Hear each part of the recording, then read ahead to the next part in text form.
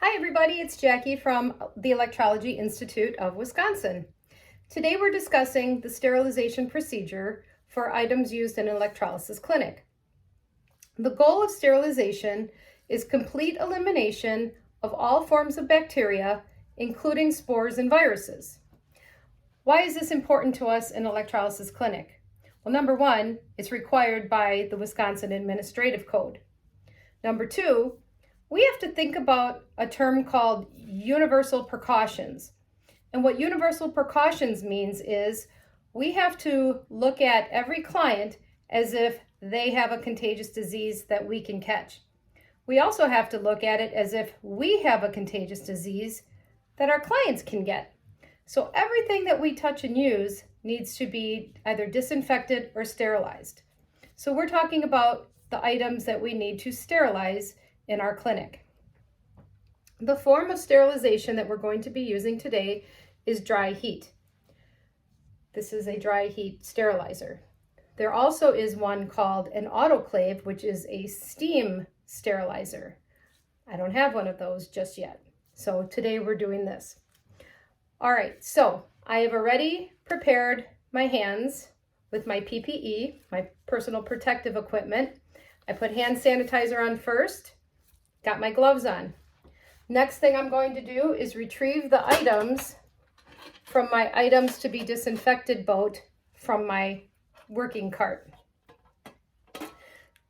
Here are all the items that I frequently will use in my clinic with my clients that need to either be disinfected or sanitized. Why am I wearing gloves? Well, there's a lot of germs inside this boat, so I don't want to get it on my hands, and I'm protecting myself. So I'm going to remove the contents first. I have test tubes that need to go into my test tube holder over here. It's waiting for me to do the disinfection sterilization procedure. They don't need to be cleaned because they're going to go directly into the sterilizer. I also have the corks that go on the test tubes. These also will go through the sterilization procedure. They do not need to be cleaned beforehand because they will get sterilized when they go through the process. So I have a container for corks, and I will put those in there for now and set that aside.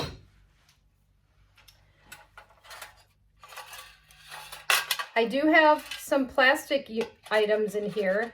These are going to be put aside later for disinfection. These do not go into the sterilizer. So I have plastic goggles. I have a hair clip because I did somebody's hairline. And I also have these white probe caps, which also do not go into the sterilizer. The heat is too high, they will get melted. So the things that I'm interested in are these tweezers. I will put my tray aside for when we do the disinfection procedure. I have my 2 tweezers. Usually I will have more. I don't usually run a sterilization unit with only 2, but this is for demonstration purposes. Okay, so the first thing we're going to do is prepare our organic cleaner, detergent, for removing any debris that might be on these tweezers.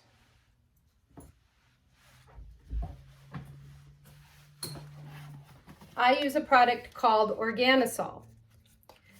It is a powdered product that I use a teaspoon to remove it with. I follow the manufacturer's directions. Typically I will make a larger batch for being more efficient while I'm working during the day. So what I did was I have a half gallon of water here. I used the directions from the bottle.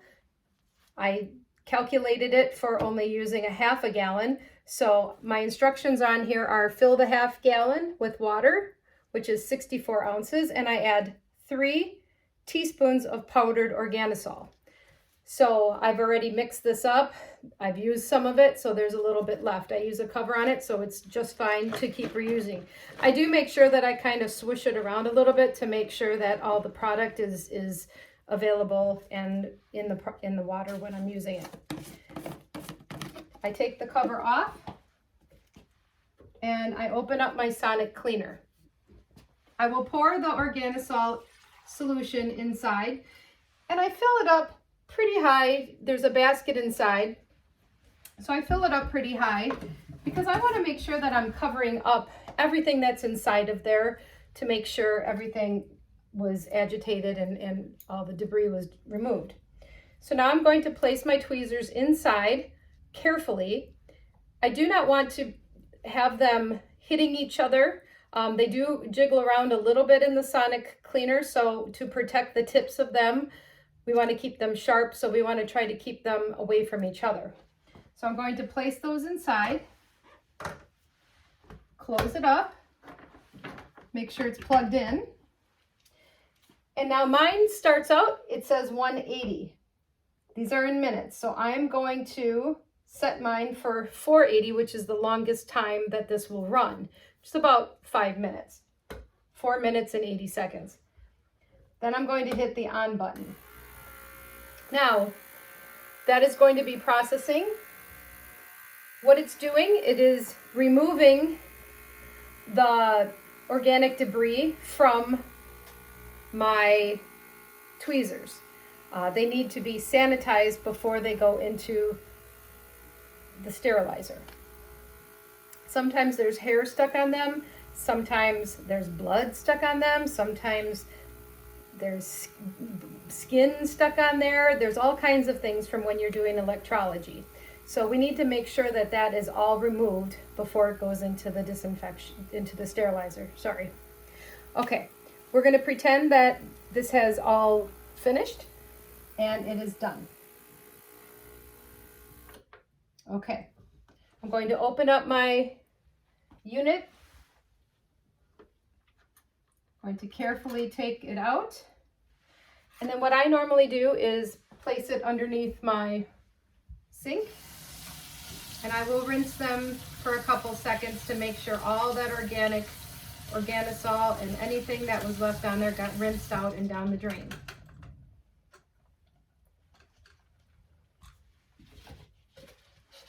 I'm going to take a paper towel, remove the tweezers, and I'm going to do my best to pat them dry. This is the first step that we have to do before sterilization. We have to pre-clean. What I then do is I have a basket in my cabinet that says items to be sterilized. There's a little patch of paper towel. You can use cotton. It's just a nice little soft cushion for your tweezers. What I'm going to do is, after they're pat dry, I'm going to place my tweezers in downward and let them sit on the edge and dry pointing down. And sometimes I will have this entire tray lined up. So you can see I have my tweezers in there.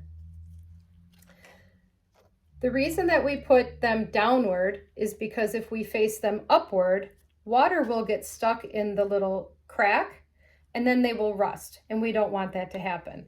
But we do have to be extremely careful to not wreck the tips. So these need to get put into there very, very, very carefully. What I normally do is I let them stay inside the cabinet and they air dry overnight. That's just the best way to ensure that they're 100% dry. You don't want to do it too soon and have any moisture in there, because then it won't be effective. So once again, we're going to pretend that these sat overnight, and now we're going to move on to the sterilization procedure. I will move my test tubes and my corks out of the way.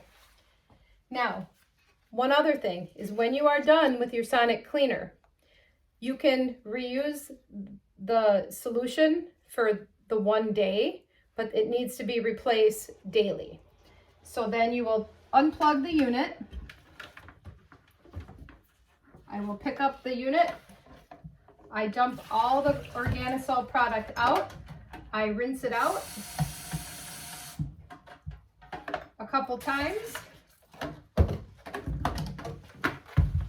And then I make sure to use a paper towel and air and wipe out the insides and make sure that it's nice and dry so that no spores or bacteria will form in there. And then I will put the tray back inside and close it up for the next time I'm going to use it. Okay, now the tweezers are completely dry from air drying overnight. And now we're going to work on putting them into the test tubes for sterilization. I'm going to open up my sterilizer. I have my tray out there. Now make sure that it's secure and that it's not going to wobble and fall. You can put it on the counter if you'd like. I have my test tubes and my corks. So what we're going to do is we're going to remove the corks.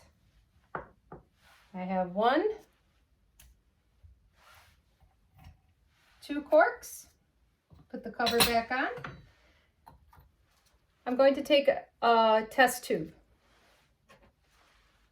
Now I'm going to put the tweezer inside the test tube. Now, I do not again want to put them in tips down. I want to put them in the end down, because if I put them in tips down, they're going to hit the bottom of the test tube and then they're going to get dull again. So I'm going to put them up. But if I drop it like this into the test tube, it will smash into the bottom and explode the test tube. So again, we need to be extremely careful because we don't want to be breaking test tubes all the time. So I lay them kind of on their side, pretty horizontally, and I slide them in until they hit the bottom. Take my cork, make sure it's on nice and tight, and then I lay it onto my tray. I will do the same with all the rest of the tweezers. For this demonstration, I have 2. Again, I have my test tube. I'm putting the back end down, pointers up, holding it horizontally, taking my cork, putting it on, and then placing it on my tray. Now, they are getting ready to be sterilized. Another procedure that we need to do is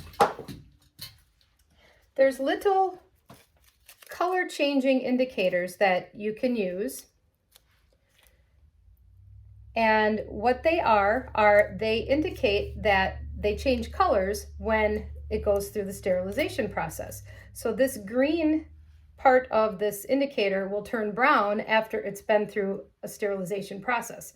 Now, just because it was in there and it turned brown does not mean that they're sterilized and that we can prove that it was sterilized. This just means that it went through the heat process.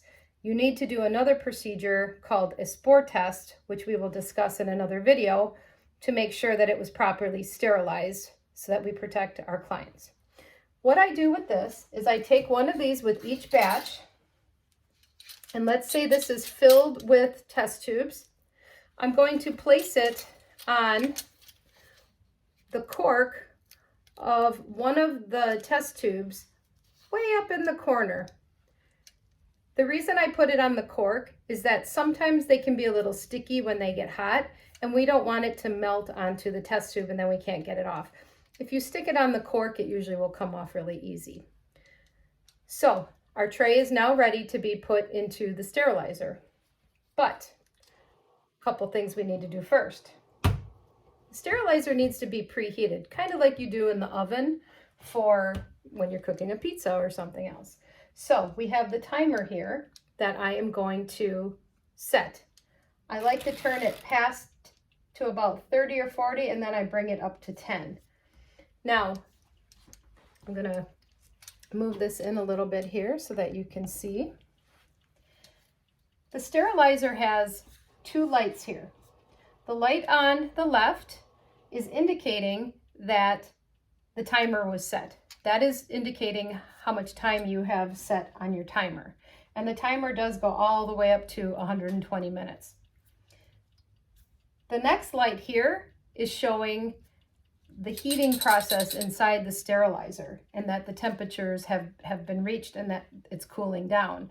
Kind of like if you have one of those stoves where that little red light on your stove glows until it's not hot anymore. Same kind of concept.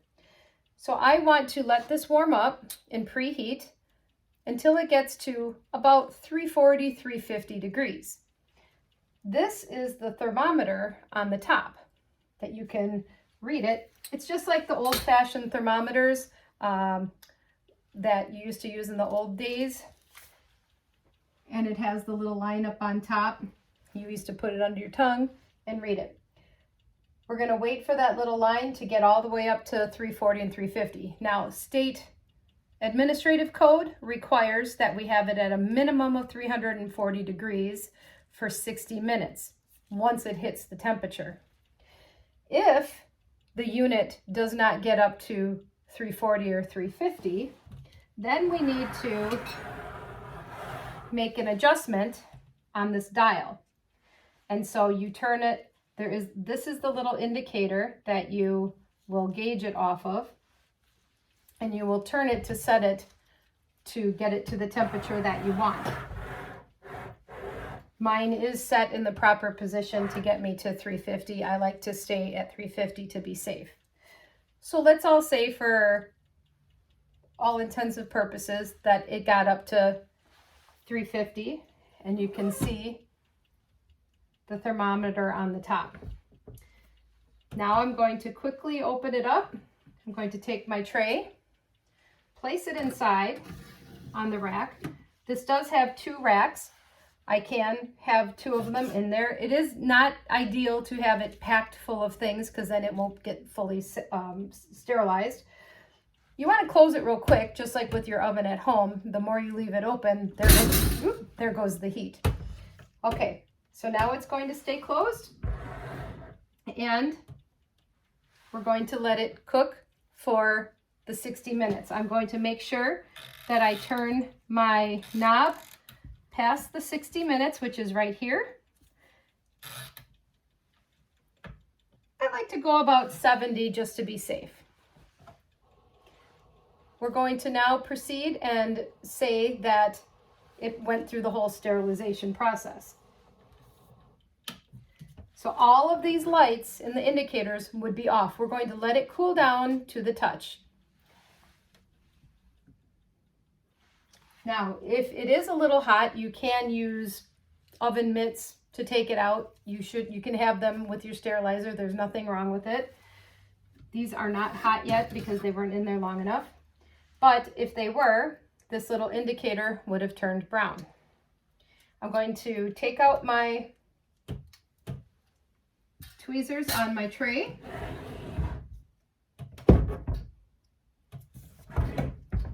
Something's happening here and this isn't staying. Stuck underneath here. There we go. Okay. Now I have my tweezers.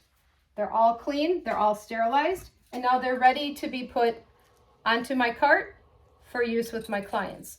Carefully take them and put them into a test tube holder on your cart for use. Please make sure not to disturb the corks. If the cork falls off while you're transferring it, it got exposed to air, you have to put it back into your disinfection boat and start all over again. When you're done with using it on your client, you will put it, I usually will take off the cork. I will slide out my tweezers, place that inside. I put this safely onto my station. I usually have a towel on my station, and put that back in there. Then we will go through the whole process again. That is the procedure for sterilization in electrolysis clinic. Again, what we're trying to do is remove all forms of bacteria, including all the spores and viruses. They're completely clean and free of microbes, just as you would in a hospital. Thank you for watching.